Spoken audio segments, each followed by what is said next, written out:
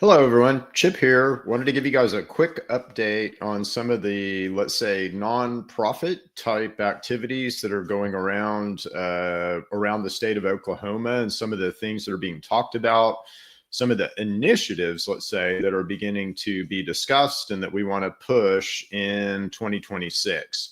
So there's a new organization called the Wellness Alliance Network. There's a Facebook group for this alliance. And this video will also be put up on the Wellness Alliance Network for those of you who are already in it.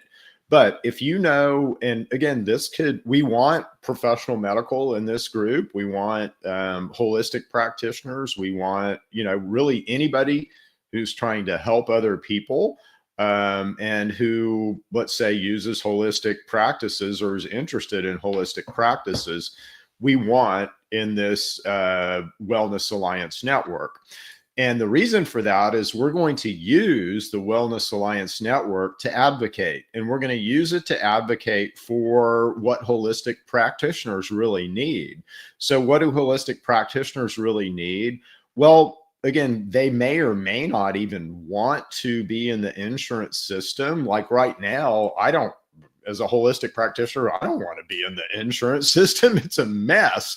But I do want my supplements eventually to be in the insurance system, because right now you have to pay for them, right? And right now you have to pay, $50 for them. And that's not included in the premiums that you're paying to the insurance company all the time. So that, let's say, the investment that you're making in insurance is not reciprocated over here in the stuff that you really need. So we need to fix that, right? And we need to fix that really for all holistic practitioners. But at the same time, there's a, let's say, level of, like with a supplement, there's going to be a level of manufacturing that somebody needs to rise to. And, if they're at kind of that level of manufacturing, then they should be insurance recoverable. So we're going to fight for that. The other thing that's a little, let's say, scary is if you're not, even if you are professional medical, I'll talk about that in a second. But if you're not professional medical in this space, again, you can always be accused of playing doctor. We all kind of live in fear of that. All of us have, multiple, let's say, liability waivers that you have to sign in order to come see us. So, everybody's pretty, let's say, careful about not playing doctor if they're not a doctor, not a nurse, or not professional medical in the holistic space, because we've just all been so beat up about it. But the thing that you docs don't know, and the thing that you professional medical people don't know, is how risky it is for you to step out of your silo right now. So if you're a general practitioner and you start talking to me about infectious disease, you're out of your silo, brother. And your insurance company ain't going to like that too much. So we need to expand that thinking, and we need to allow physicians and professional medical to step out of their silos. If they're self-taught in something like the endocannabinoid system, well, again, why in the world can't they speak to that? And why in the world do they have to live in fear of being, sued for malpractice if they get out of their silo? So that's not really fair, and that's not really correct. So we need to fix those things. There is a lot of stuff that we need to fix in Oklahoma. So we want to basically, as the Wellness Alliance Network, we want to plug in to these bigger initiatives. So I know right now, Oklahomans for Health and Parental Rights, they have a Make Oklahoma Healthy Again PAC. And they are going to be basically looking at candidates who are, wanting to make Oklahoma healthy again versus, candidates who seem to be enamored with the Oklahoma State Medical Association would be one way to put it. And so they're going to sponsor and basically reward, the candidates who want to make Oklahoma healthy again. Now, we likely will be doing the same thing over time. We'll likely be forming actually a bigger PAC that'll be looking at more than just making Oklahoma healthy again. We'll be wanting to make Doge Oklahoma and do a bunch of other stuff. But at the same time, as the Wellness Alliance, we want to join these efforts, and we want to really make our voices heard in this situation. Now, why now? Why is it so important to do this now versus, let's say, 10 years ago or 5 years ago or 2 years ago? Well, first of all, we're all way more aware, let's say, of the failings and deficits in our professional medical system. And I think we all are beginning to look for alternatives. Now, again, if I get shot or run over in a car wreck or something, take me to the trauma center. That's the first place I want to go, because that's where professional medical sings. I mean, they're so good at acute and traumatic care, but general health and maintenance, not so much. I mean, they're really good at treating symptoms, but not so much at treating causes. And you guys in professional medical know this. Again, it's your job. You're not going to, go all anti everything and, wreck your career. But at the same time, you understand this. And I know that you're looking for alternatives and alternative solutions. Again, we've got great education stuff on our website. So you go to truemedics.com, TRUEMEDX.com. and look at our learning center. You're going to get all you want. Again, I write a lot of white papers. I do a lot of attempts, let's say, at education. A lot of people in the Wellness Alliance Network are educators and want to come educate you if you're professional medical.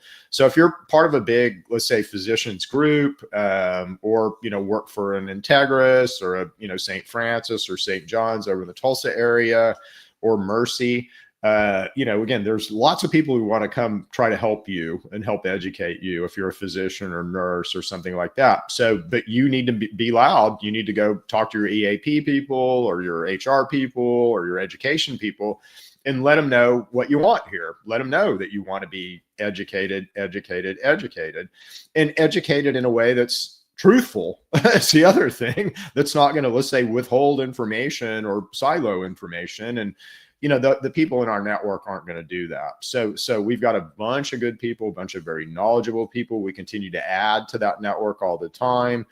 We got some cool stuff going on, which is really neat. But that network will become increasingly powerful, and that network will plug into, let's say, bigger Make Oklahoma Healthy Again initiatives, and those Make Oklahoma Healthy Again initiatives we'll be plugging into, let's say, Make Oklahoma Great Again initiatives that are even bigger. In 2026, if you're a political candidate, I know I've got a lot of political candidates who follow me. So if you're a political candidate and you want to get elected, you're going to have, again, all roads lead through grassroots in Oklahoma. So if you're not appeasing the grassroots, if you're not paying attention to the grassroots, and I'll give you a classic example of this, and someone who is just totally out of touch. And I don't mean this as any slight or anything. I just mean, watch the advertising and kind of watch the behavior and actions and watch his basically base slide away. And that's Getner Drummond. He's just, he's completely doing it wrong right now.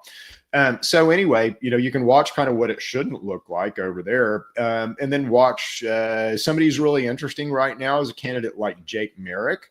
Both these people are running for governor, so it's just easy to watch. And they've announced that they're running for governor. But a candidate like Jake Merrick, and I'm not endorsing anybody, there's still a long way to go.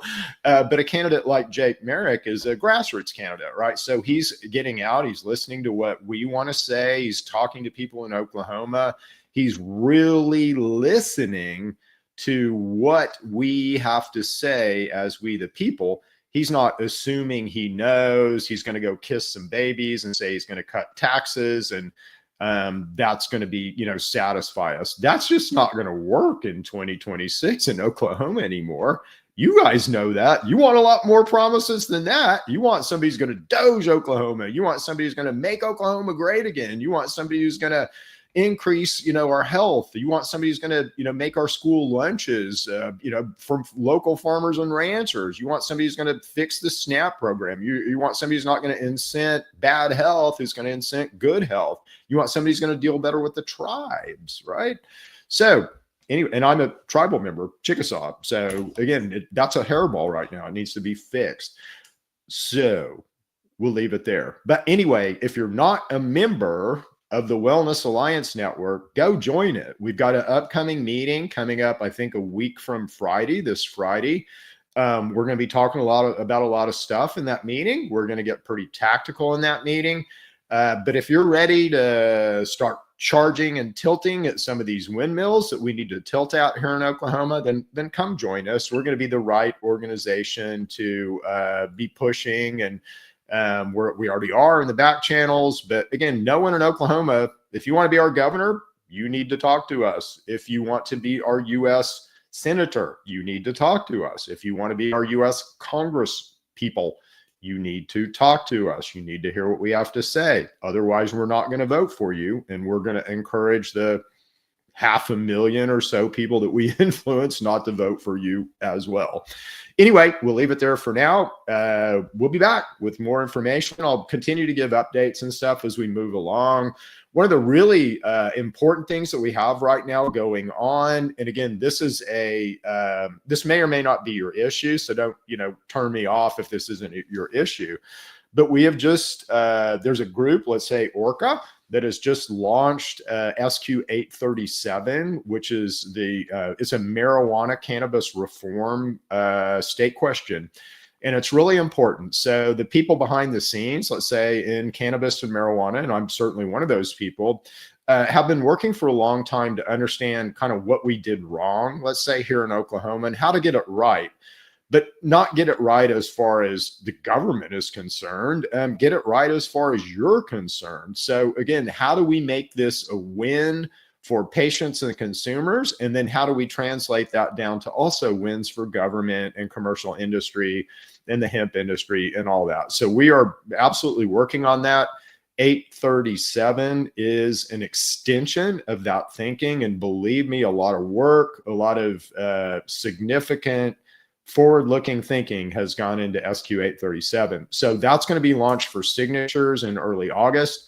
That's going to create more of an opportunity, through that effort. Let's say there's going to be a lot of cannabis, marijuana activists that are out touching a lot of Oklahomans. So it's easy to also push out, let's say, additional messages through that activity. And, we're likely going to be doing that. So it's not like we haven't done that before, is it?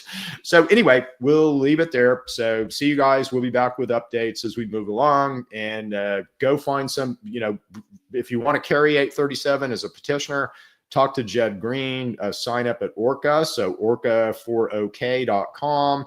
or find ORCA, Oklahomans for Responsible Cannabis Action, on Facebook. Anyway, we will see you guys later, and we'll be back with more updates as this moves along. See you guys.